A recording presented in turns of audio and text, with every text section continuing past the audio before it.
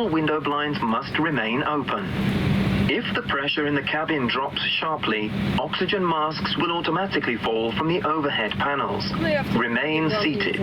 Take the nearest mask and pull it toward you to activate oxygen flow.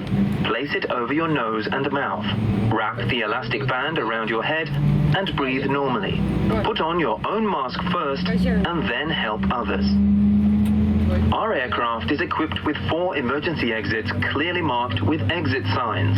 There are 2 doors at the front and 2 doors at the rear of the cabin. All emergency exits are equipped with evacuation slides. Please get to know where the emergency exits are located and be aware that the nearest exit might be behind you. The emergency floor lighting will guide you to the exits. We remind you that smoking and the use of e-cigarettes is strictly prohibited on board this aircraft, including the lavatories. All lavatories have been fitted with smoke detectors.